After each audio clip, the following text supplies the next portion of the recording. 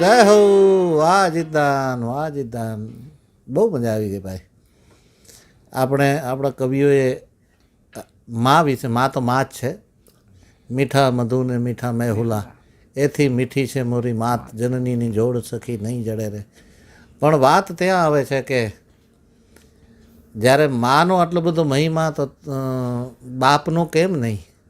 ત્યારે ઘણી વખત એવું થાય કે શું બાપનો કોઈ રોલ જ નથી?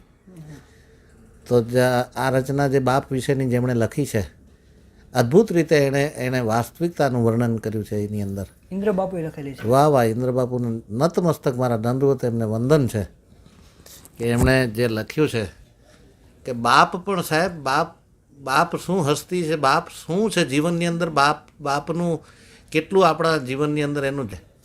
બાપ વિનાની જિંદગી શું હોય અને બાપ હોવાથી આપણે જિંદગીની અંદર શું શું પામી શકીએ છીએ એની અંદર આ અદ્ભુત છે. ત્યારે માને લાડ લડાવીએ ત્યારે બાપને લાડ લડાવવો પડે, કારણ કે આપણા માટે તો બે મૂર્તિ સરખી જ છે. ત્યારે તારા સરસ સુરીલા ગળાની અંદર અજીતદાન ખૂબ આનંદ થયો મારા ભાઈ.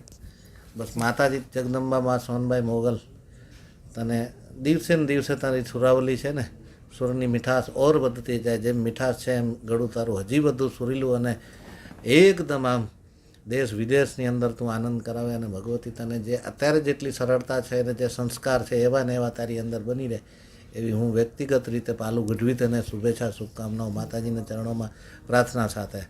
વાહ, તારા બાપુજીને પણ હું એટલા જ અભિનંદન આપું છું ભાઈ, કારણ કે એની મહેનત છે ને તારી પાછળ. હા વાહ ભાઈ.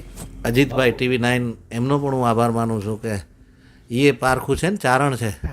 એ પારખું તો હોય ને, હીરાની પરખ ઝવેરી કરે, ત્યારે સૂરની પરખ તો ચારણ સિવાય બીજો કોણ કરે? કરે બીજાય કરે, નથી કરતા એમ નહીં. પણ ચારણને શું છે કે આ ગળથુથી માં સંસ્કારો મળેલા છે. આ બધું ઘડતર કુદરતી છે. વાહ, ધન્યવાદ.